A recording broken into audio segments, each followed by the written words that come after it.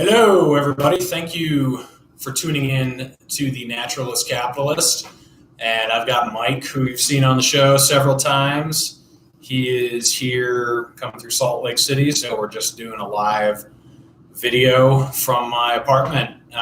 If you guys are watching us live, feel free to comment. I'll occasionally check in and I'll try to answer any questions you guys have. But we're going to talk about the implosion of the GOP. Which is interesting to watch. And I will say that I kind of predicted that would happen if Trump lost. A lot of people were thinking that if Trump were to win again, that's somehow more accelerationist in the destruction of the two-party system. But I actually thought if Trump loses, the GOP explodes. And then if Biden wins, that explodes the far left. Both of those things are actually starting to happen. But I figured we'd talk about first how we were both members of the GOP for a while. I wasn't a registered voter for too long, but as soon as I turned 18, I was in the GOP until I was 22. You were in the GOP much longer than I was. Right. But why don't you tell us about tell us about your journey in the GOP and like where you ended up? Well, I'm a little older than you are. I was, growing up in a conservative household, in a rural part of New York State. I think it felt like most of the towns voted Republican, most of the cities voted Democrat, and, it pretty much went along those lines. And in a state like New York, where all of the major statewide decisions are made in Albany, but most of the constituents in Albany come from the city, the rural parts of New York would get the short end of the stick 95% of the time. So it would be very lopsided with the Democrats winning most of the time. So, feeling the need to be part of the opposition to that, one tended to attract to the Republicans. I think back when 9/11 happened, I was still in college. I was interested in politics, but I fell in love with George Bush. I was all about the wars. I felt that we needed to go kick it up to the terrorists and go out. I was for the war in Iraq and all these other things that the neocons were pushing. And after a while, when we never found the weapons of mass destruction, I started to ask questions. And, it wasn't until Ron Paul came around that I said, whoa, wait a minute, I've been looking at this all wrong. Maybe it's okay to be a Republican and be opposed to war, because that's kind of, growing up in a religious household, that's the stuff we were taught, like maybe war isn't the answer. Maybe we need to find a peaceful solution to problems. So my journey led me to Ron Paul, and I haven't been the same since. And, still part of me holds hope for the Republican Party, hoping they can put themselves together and get a candidate in the national office who's worthy of being, an opposition to the Democrats, because, I think you and I would both agree that the Democrats are a real problem, and they're not presenting any real solutions. They're just making life more difficult for us. Yeah. So, I guess that's my journey to the Republican Party. I've been straddling the line between the Republicans and the Libertarians for a long time now, and it wasn't until Tulsi Gabbard came around that I remotely was interested in any of the Democrats. Right. So, Yeah, I've got a pretty similar journey. Like you, I became more libertarian over time, but I think the Republican Party also became less libertarian over time. Right. So even though we did have the disaster that was George Bush, I feel like Republicans in general used to care more about fiscal responsibility, maybe that's it. Maybe they didn't really agree with us on anything. Maybe gun rights. They cared more about gun rights. It seems like the populist part of the base will say that's what they care about, but then everyone that they elect and everybody that they love is neither of those things. Another thing, specifically Trump, but the Republican Party has always been America first. But if you look at their policies, it's not America first. It's Saudi Arabia, Israel, and then America.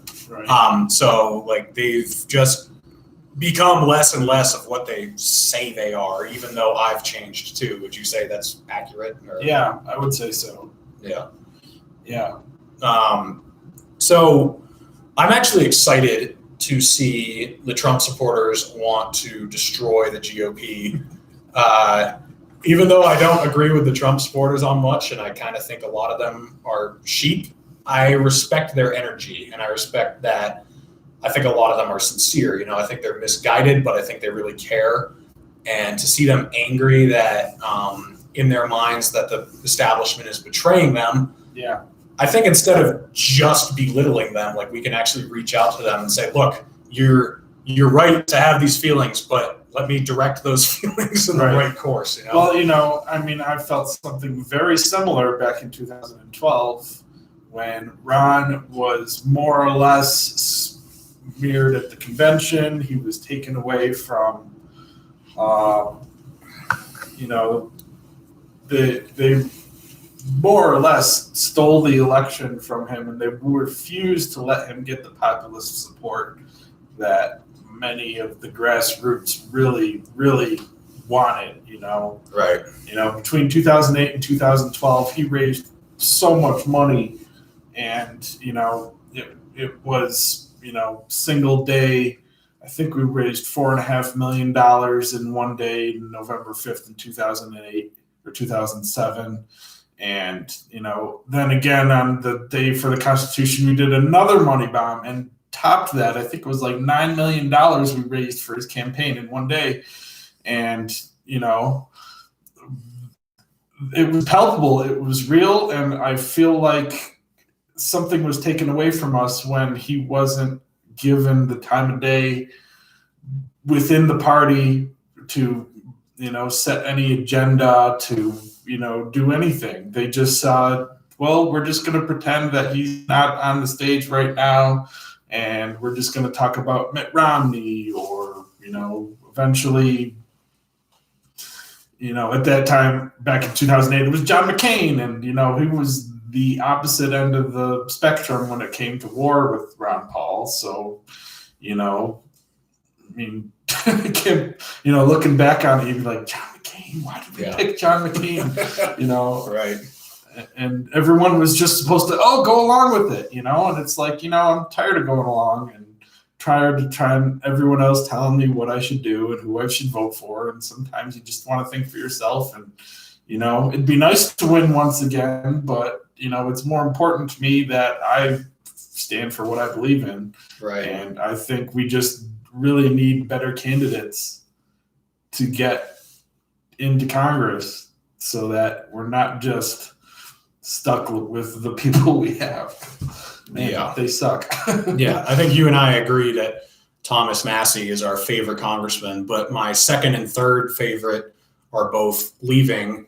That would be Amash and Gabbard, and they're not being replaced by anybody good. Right. And I haven't really seen any new people come in any of the other seats that excite me. There's this is what's concerning to me is that Trump now, like Trump is the fallen from 8 years ago where it was Ron Paul or even Bernie Sanders. We disagree with him, but at least in not so much this time, but last time, he was at least against the machine. But Bernie at least did have populist support, unlike Hillary back in 2000. So I can that was kind of cool. But now that Trump, who has been president for 4 years and has done all the things he's done, that he's leading the charge on this, and that just shows what a crazy state we're in.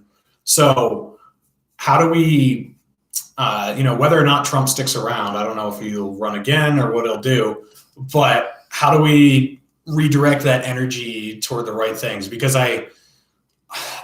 these people are super pro-Israel. They're super pro-military. They're super pro-back the blue no matter what. There's just like a lot of stuff that's aggravating. And like, how do you channel that energy of wanting justice through the right channels? You know what I'm saying? Yeah, I don't know. I don't know if I have an answer for that. It's just one of those things where it's like, okay, what's going to happen 4 years from now? What new loser is going to be coming up? And, I mean, I could see Trump running again. It wouldn't surprise me if he decides to run again. I think he has a tendency to suck all the air out of the room when he's around, and anybody coming in like a Rand Paul who would definitely have some. I look back at the campaign he was running in 2016, and I was impressed. I was like, boy, this is something I could get behind. Yeah. He was going in after the inner cities and the failure of the Democrats and their, social programs at the highest degree. And, why couldn't we have that? I would have loved to vote for Rand, but all I got was Donald Trump. And, I still think that was because Hillary's team picked Trump to be the opposition, and it blew up in their face when he actually won. Yeah, that's what's interesting about like Trump versus Ron Paul. The Ron Paul campaign was completely blacked out, got like no media attention. Where even though the media, I would say, is unfair to Trump in some ways, they give him a pedestal. They elevate everything he says. It's like the opposite. Yeah, he has a platform, and they kept on wanting him to put his nonsense out there. But the thing that they didn't expect was people actually liked it. Yeah. It's kind of weird looking back on it. Yeah, but where do we go from here with Biden? I don't know. I mean, maybe the GOP will become conservative again. I don't know. There's always going to be this new populist strain that we get associated with Donald Trump. And, are they going to play nice for the next 4 years? We don't know. Yeah, that's the thing is like, I don't consider Donald Trump to be a conservative so much. He's more. He's an 80s Democrat, if he's anything. Right. He's not as big spending as they are. Well, no, I mean, he sort of is. Yeah, I mean, he really doesn't see the fiscal problems that some of the Rand Pauls and people have been rallying for, saying, hey, we need to find a way to balance the budget. Yeah. So that the fiscal cliff doesn't happen. I think we've gone over the fiscal cliff now. It's just nobody realizes it because the stock market is over 30,000, and that's all that people care about. But, the statistics are pretty awful when it looks at the number of people who are unemployed, who are running out of money, who are living paycheck to paycheck, but now the paycheck's gone, so now they don't know which bill they need to pay first, Yeah, Trump has done something amazing, and he's turned corporatism into populism somehow. Right. Like he has shown, the CARES Act, he was bragging about how much money he spent, and a lot of people were lapping it up. And then like he's always talking about the stock market, and he's trying to like tie it into some populist message about how it's helping the people, where people who actually know anything about economics know it's not. But it's weird. I mean, have you noticed that? It's like a corporate populist message. It's weird. Yeah, it is weird. It's kind of, you still keep on waiting for, okay, when's the PIM going to happen? Mm-hmm. I mean, there was some really big, I keep wondering what's going to happen next. Are we in for another rough time? I mean, I'm doing okay. My business is doing better than it has been in a long time. Trucking was in a downturn from 2017. 2018 was a good year. 2019 was a rough year. Mm-hmm. But, we forget, like, the system was starting to unravel in October last year, long before COVID even came on the scene and started things. And I still think they decided to throw the economy into turmoil because they wanted Donald Trump to lose. Mm-hmm. I still think that a lot of this stuff was politically motivated. Yeah. Well, that makes sense. I mean, you don't even necessarily have to think that, look, coronavirus was manufactured to bring down Trump. I mean, I certainly don't think that, but I agree with you that, and what I think you're saying is that the reaction was political. Yeah. They could have tried to, I mean, even with the stimulus. They were looking for any reason Yes. to shut him down and take him out. Yeah. I don't believe the conspiracy theorists to some extent. I think people are just opportunists, and they say, okay, what's going on now that we can blame on Trump's to bring him down? Yeah. And they find something and they're going to play it up and. Yeah, I mean, I was pretty consistently thinking that Joe Biden would win, Mm-hmm. but there was a brief moment, it was either in late August or early September, when the riots were in full force, and then the Democrats were so blatantly, obviously playing politics with, like, the stimulus bill, right, that I thought it might backfire and people would be like... People would turn on it, right. But it just, I think Trump misplayed his cards there, because this entire election, he tried to play, like, both sides of the fence on everything. If he had really wanted to send a message, he would have fired Fauci back in, probably June or something, when it was obvious that the advice had been bad, and he would have taken a stronger stand on lockdowns. But he kind of was trying to appease everybody, and I just think it didn't work for him, because he came across as, to the non-hardcore supporter, he came across as kind of... The best thing Trump would do right now, in my opinion, is end the war in Afghanistan. Yes. I would salute that 110%. If you're watching Donald Trump, please do it. Listen to Rand Paul. He's got your back, Yeah. The other thing you should do, Donald Trump, is you should pardon and free Assange and Snowden and Ulbricht. Yes. And you should also declassify everything you can. If this Galactic Federation thing is real, please tell us, because we want to know. I mean, that's kind of criminal to keep something like that from us. Right. I just want to throw out, anyone who's watching live, if you've got a question or a comment, just throw it in and we will bring you up and we'll talk about it. We're talking about the implosion of the GOP. So I think you might be a little bit more optimistic than I am that the Republican Party is savable, maybe. I really want this to just bring them down, because, as I said earlier, Trump was not a conservative, and his support base isn't really conservative. Like, closed borders is not, that's like a right-wing populist position, but it's not conservative or free market at all. His trade policy is not free market, traditional conservative. So I think that the people that came out in huge support of Trump, they're not Republicans. They care about a couple issues the Republicans might give lip service to. Right. Well, I don't know. I mean, I still think we're limited by these two parties and their lack of ability to represent what I actually believe. Right. Or what the majority of people actually believe. I think, they're so focused on, okay, let's start a fight about abortion, or we're going to start a fight about guns, or we're going to start a fight about this or that token issue, and we're going to make sure that everybody sees the duopoly, but behind the scenes, everybody's all shaking hands and sharing drinks and, cutting deals behind the scenes, and they're not exactly all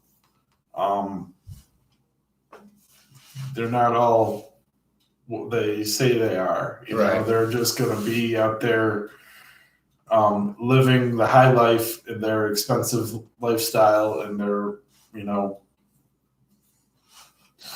better than us attitude. And, we're just out there to make sure they get elected every 2 years or 4 years or 6 years or whatever, Yeah. They don't really need to pander to us too often. Yeah. I mean, the thing is, there's a lot of talk about election fraud and rigging. There was a lot of rigging. I mean, I'm sure there was fraud too, but there was rigging that we saw against us by the Republicans too. I mean, the Democrats did it to the Greens. In New York State, they passed a law of limiting our access to party ballot after winning it in the previous election, gubernatorial election. So now they're making it harder so that we can't maintain our party our ballot line access. So we have to go do the signature thing again. It's, the other two major parties don't have to do that. And right. It seems very lopsided. And, it's not just in New York State. This happens all over the country. They've all pretty much agreed that the election process is a very bipartisan process, not nonpartisan. Right. They'll have Republicans and they'll have Democrats overseeing the counting of the ballots. But what if, a third party ever came through and got the support? And, they both agree that, no, we can't have that. No, yeah. I mean, here in Utah, John Molnar was running for Congress in my district, and he qualified for the debate. And then, like a week before the debate, they didn't invite him. Like they just never ended up inviting him, even though he qualified. Right. And he's a veteran. He's been running for almost 2 years. It wasn't like he was a joke, and he ended up getting 13,000 votes. Right. So I mean, they just snubbed him, and so it's we may never know what the actual election results were in the presidential run. We may not. Right. Maybe it was stolen. I don't know. But the thing is, it's hard for me to have sympathy when this has been going on for years. Yeah. It's like they said, okay, what is the threshold that you need to maintain the Democrat primary debate? It's whatever Tulsi Gabbard has plus a little more. Right. So that they railroad her out,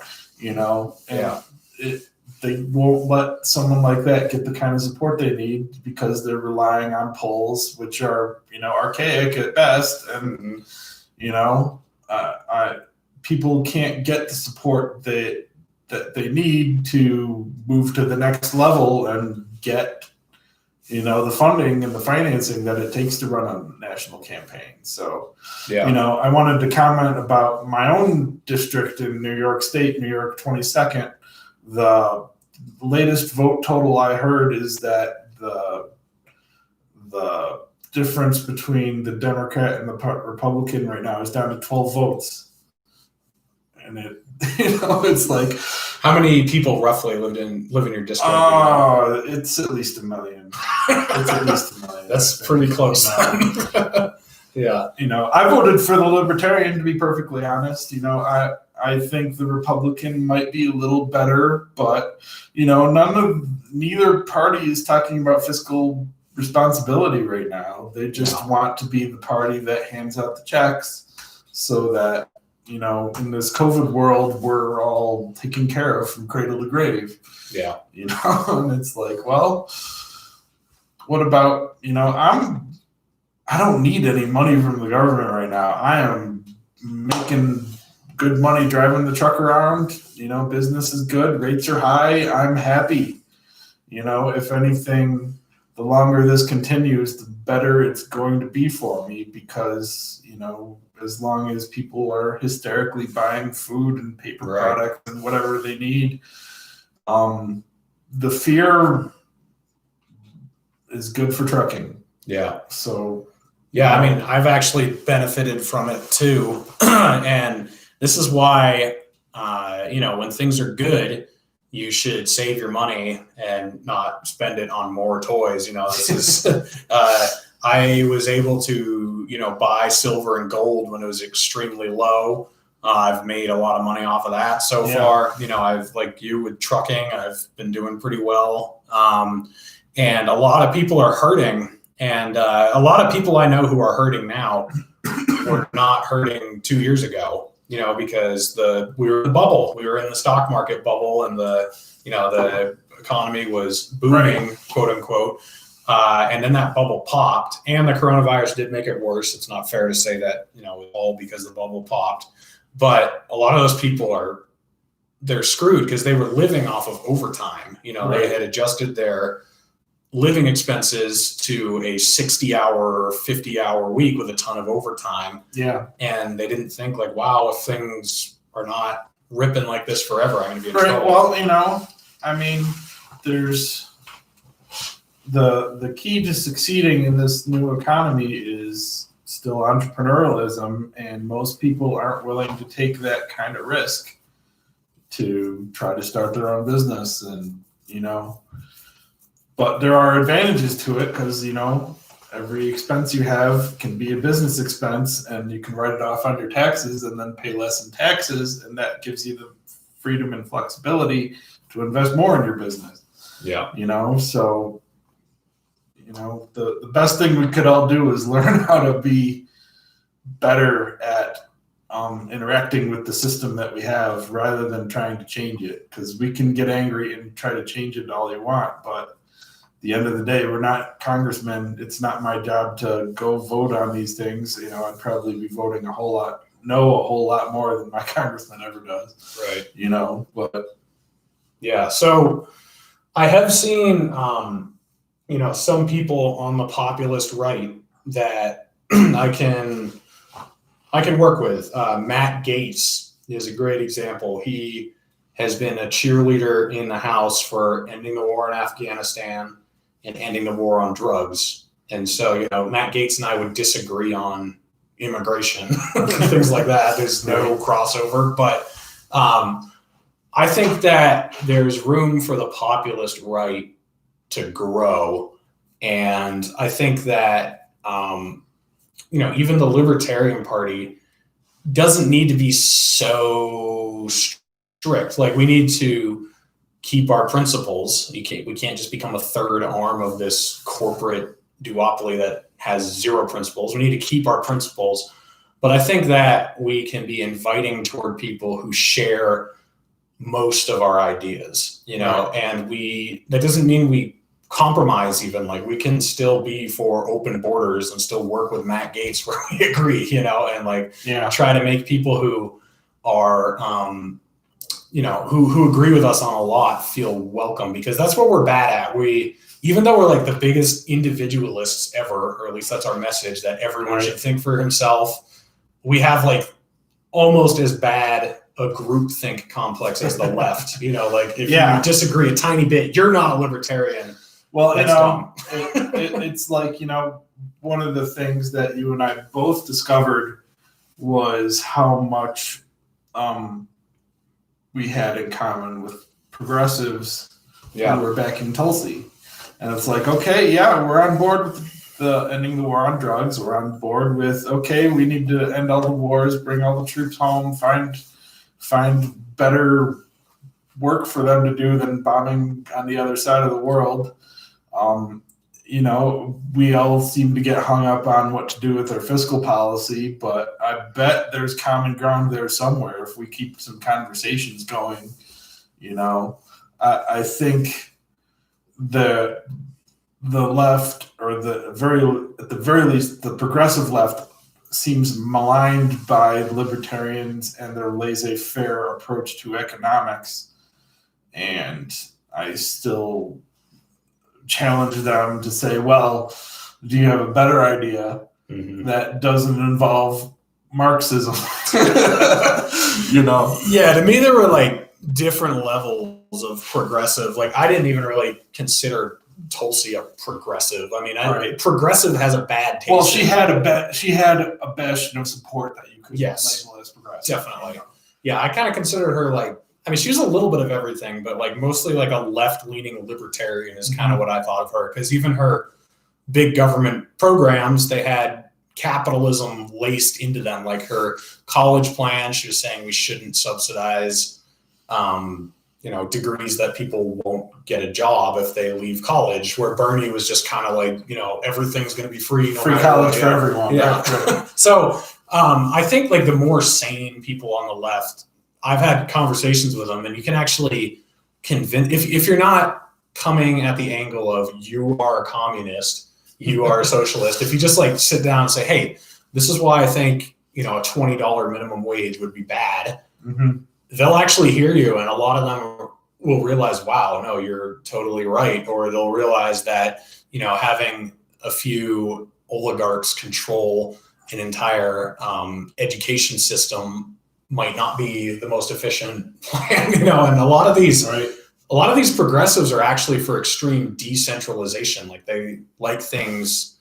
spread out, tons of checks and balances, like states and localities. And I think I could get on board with that on some level, as long as we agree that most of these decisions should be made in the states. Right. And if we try to do everything on the federal level, it becomes problematic. Yeah. But if we can move everything to the states, like, Massachusetts had the single payer healthcare program, mm-hmm. and, maybe that's good for Massachusetts, but right. It doesn't have to be federal. If we try to do everything in this big federal level, I mean, as you and I have probably seen driving from one side of this country to another, the world does not revolve around New York City, Washington, D.C., and Los Angeles. Right. There's a lot of big space out there that people who don't want to be ruled, Right. So, yeah, when you have centralized power running everything, in our government specifically, you run into two problems. One is that there's a huge, there's a bunch of disparity in resources being distributed to people, just because a centralized system is inefficient, and it's just a one size fits all approach to everything. So things aren't addressed as well as they would be at local levels. Yeah. The other problem is, though, our federal government has funny money that they can just print off to finance everything. Somehow we are the de facto currency of the world. Right.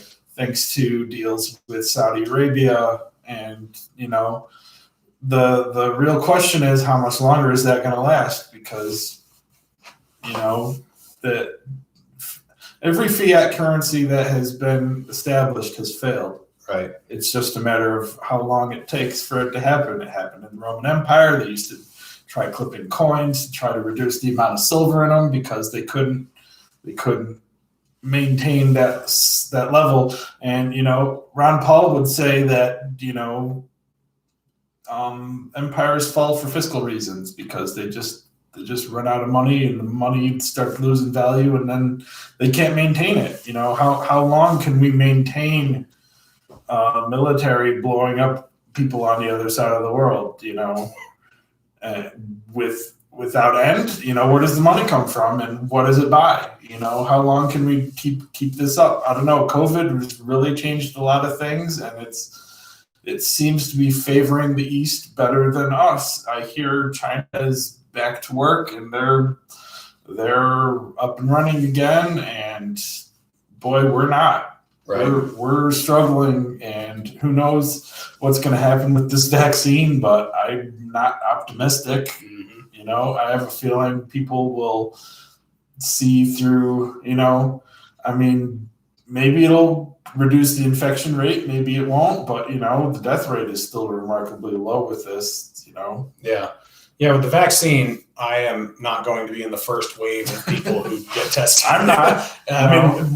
Partially because I don't really put anyone. You're the first person I'm putting at risk in like 3 weeks. I haven't seen anybody. Right. I live alone. I'm a truck driver. And if I were a father of 6 or something, and I was a school teacher or something like that, I can understand it. But given my position, I'm definitely going to let other people be the guinea pigs first and see how it works out. We'll see. It's kind of a difficult science to, vaccinations are very invasive by their nature. Sometimes there's toxic chemicals in the adjuvant and whatever it was they took to make this virus not deadly. I don't know too much about the vaccines that have been created and the science behind creating them, what parts of the actual virus are being passed along to try to create immunity, whether or not it works. What are the side effects? Can it actually cause COVID? I don't know a lot of those answers, and I'm sure I'm not going to get the straight answer from the CDC. They're just going to tell you what they want you to hear. Yeah. So, Yeah. I think going forward, instead of expecting the government to save us, people need to really take care of themselves and each other. And we've lost sight of that as a country. Yeah. And that's why we were so screwed when this hit. I think the government did plenty. I don't know about you, but I don't think it didn't do enough. I think it did plenty. Right. And people weren't considerate of each other. As soon as this hit, you saw people swarming the stores, buying toilet paper. And I was just like, what are you guys doing? Right. Chill out. We've been through World War II, the Cold War, all these things. All those things happened long before I was born. But,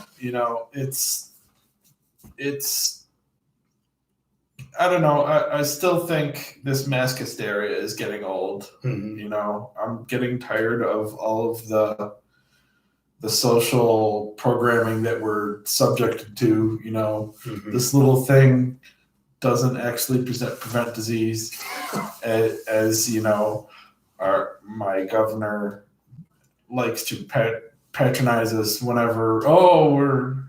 Your numbers are spiking. We're going to have to shut everything down again. Naughty, naughty, naughty, bad kids, Mm-hmm. And it's like, that's not what the governor is supposed to do. We're really supposed to have freedom, and we're really supposed to protect each other. The government's there to protect our rights. And if it can't do that, maybe it's time to move and find somewhere else to live. I hear South Dakota has some good freedom. I hear Florida's doing real good, Yeah. And I think that people who think the government needs to do more in the future after this, I don't know what planet they're living on, because imagine if we had universal basic income for the last decade, and not as a replacement, but like everybody, universal basic income, like Andrew Yang was saying, like everyone gets $1,000 a month. You cannot convince me that people would not be dependent on that by now. Like after a decade, people are going to be. Well, how many people are just going to quit working? Yeah. So imagine we had universal basic income, and then this hits, and then the universal basic income stops, and they can say, we're not giving you more until you do this. Or imagine if Medicare for all were a thing, like your medicine is completely dependent on the government paying for it. Imagine if they just say, okay, that's gone until you comply. You look at us now compared to a lot of these progressive policies, we're not extremely dependent on the government, but just because these stimulus checks aren't coming through, people are literally held hostage. Right. So imagine if the government runs everything. I don't know how people can think that's a good idea. Right. Well, if California wanted to start a universal basic income, they'd have to put their books in a lot better position than what they are right now. The only reason why they think they can get away with that at the federal level is because they can print money. Right. And that, if states had the ability to do that, boy, there'd be some real fiscal problems that, it's daunting, my state's talking, they're on hiring freezes. They're not doing very well at all. Right. But I don't know. I just keep feeling like this level of lifestyle that we've grown accustomed to can't last forever. And I don't know what comes after it, but it's probably not going to be as good as what we got right now. Yeah. I mean, I don't know if we'll get hyperinflation, but boy, things have been getting more expensive for me. I don't know about for you. Yeah. Yeah, I think a lot of people don't realize that. I mean, there is a theory that we lost like $8 trillion in the 2008 bailouts. There's a theory. It hasn't been proven that the Federal Reserve lost that much, but this year, for sure, in the trillions, they didn't even trace where the money went. It was just granted. Right. And it wasn't a loan like they want to say it was. Right. So that money is out there, and it's not being taken out of the economy again. That is inflation. There's no way around that. Right. So. Well, if you're using debt to cover debt, that's kind of the feature and the flaw of this system is money is created by banks. Mm-hmm. And, for every dollar that you have in your checking account, your bank is allowed to loan out 10. Mm-hmm. So, that money is created, and as long as things keep going the way they're supposed to, everybody gets paid, everything works.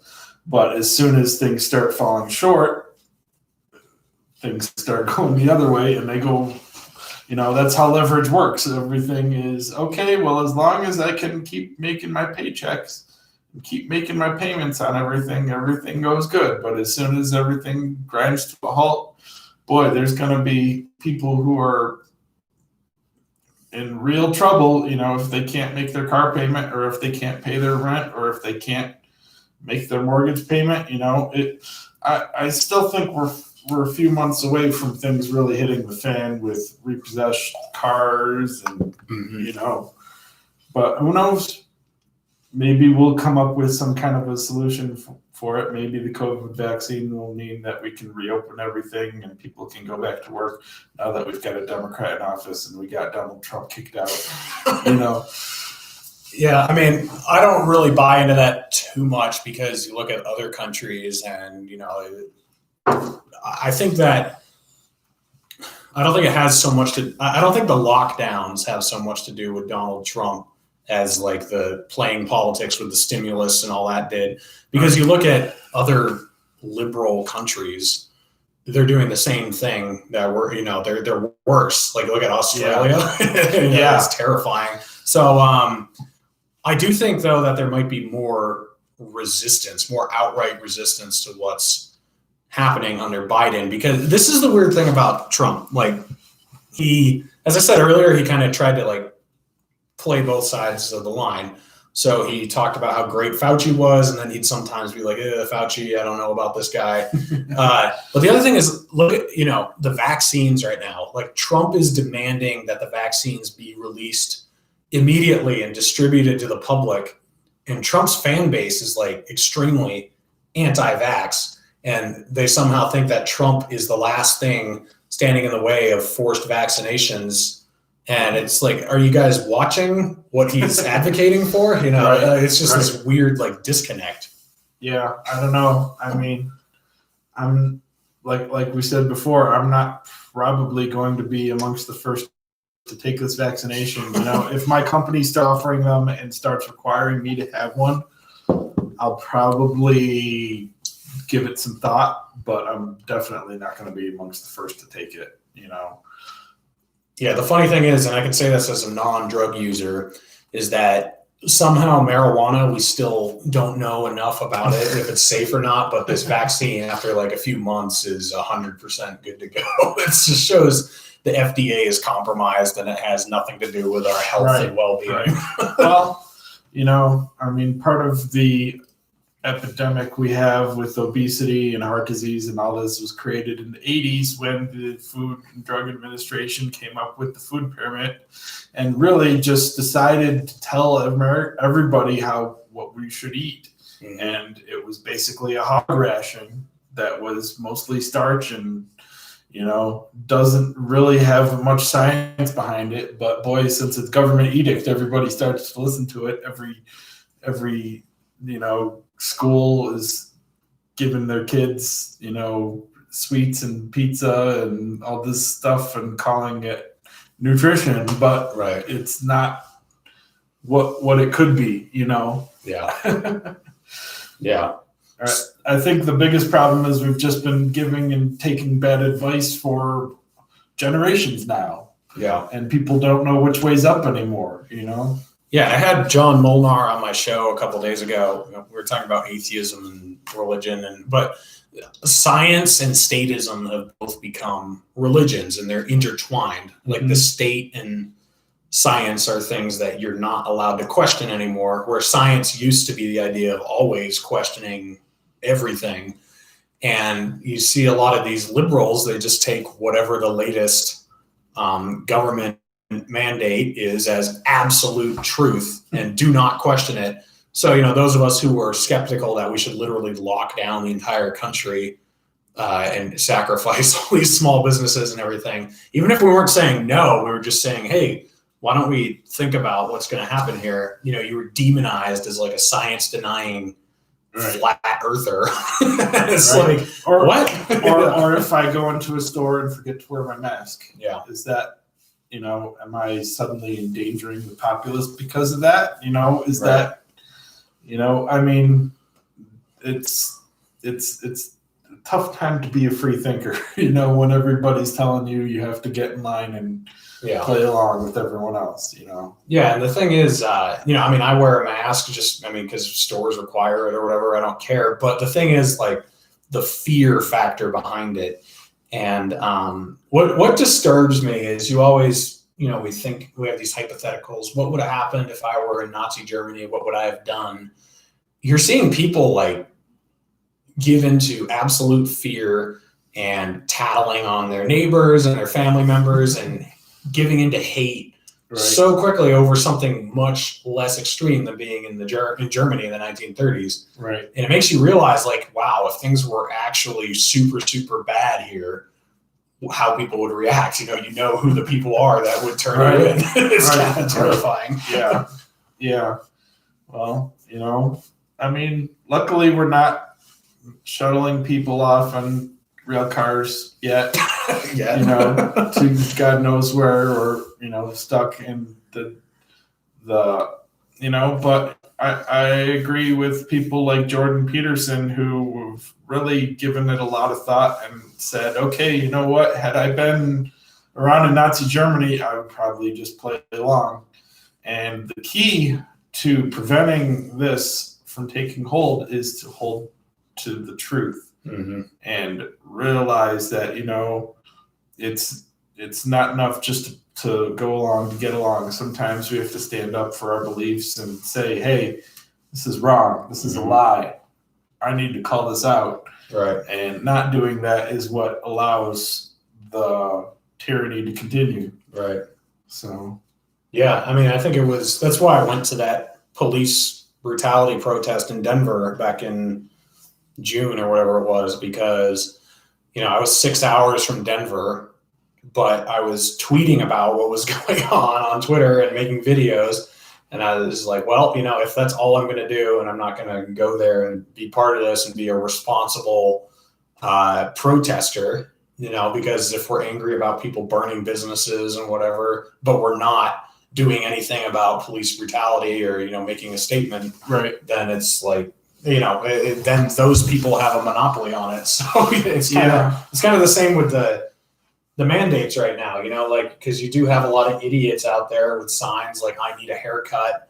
If you give them the monopoly on this issue, instead of being a reasonable person and pointing out, why lockdowns hurt people, why they hurt poor people the most, why they hurt small businesses and benefit corporations. Just think how many restaurants are closing now and never opening up again. Right. Because of COVID, and it's not even so much COVID, it's the lockdown hysteria that came because of COVID, Right. When swine flu came through, we didn't shut the world down. Right.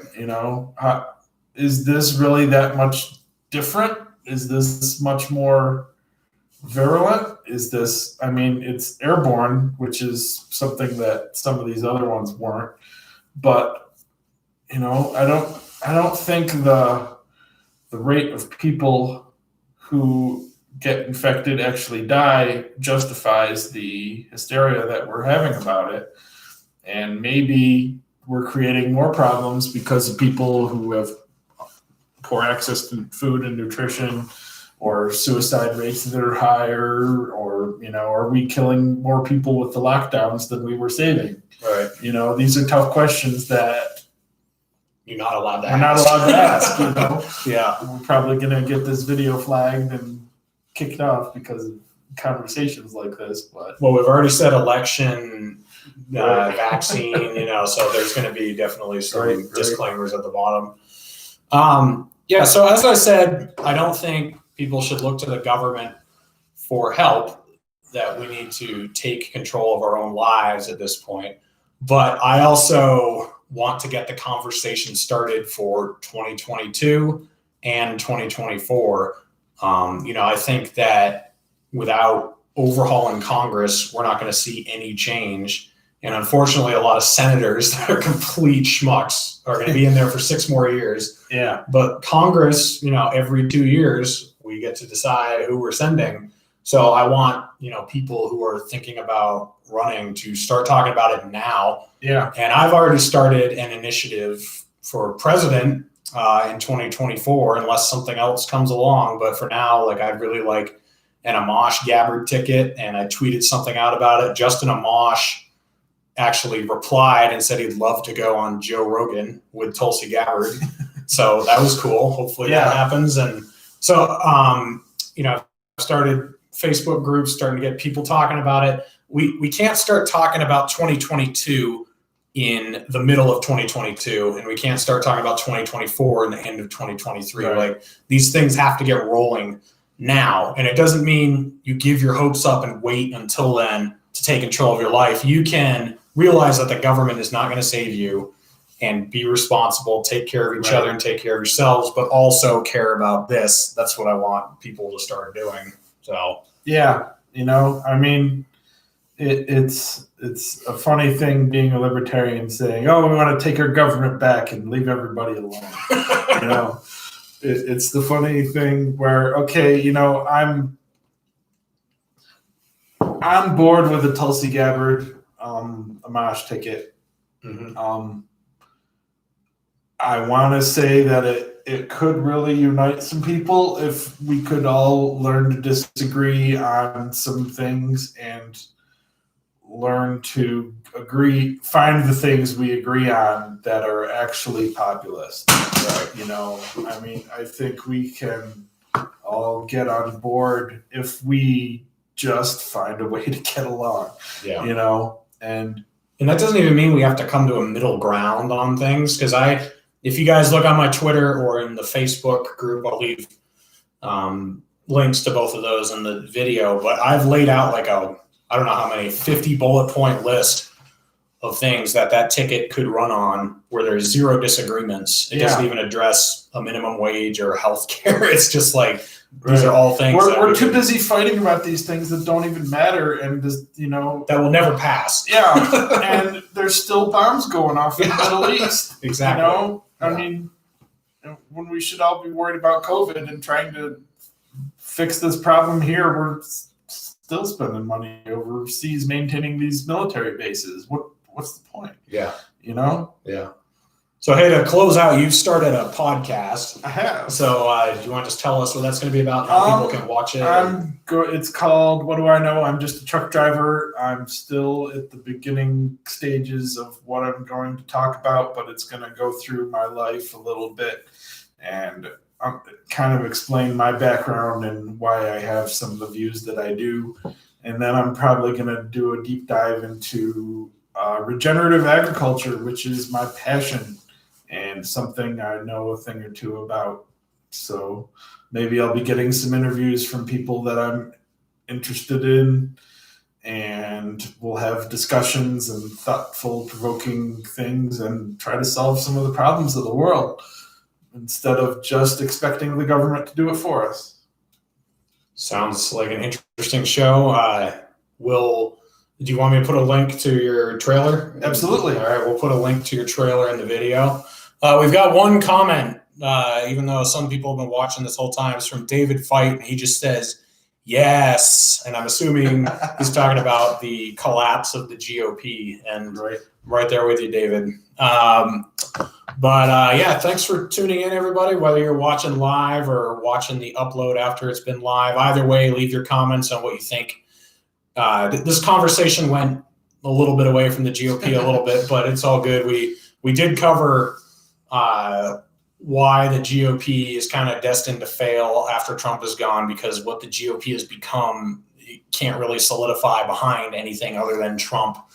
And we briefly touched on how that could, set off a new political alignment that we're pushing for. So yeah, leave your comments, and I'll just give you the last word, Mike, and then we'll close out. No, all I have to say is, what do I know? I'm just a truck driver.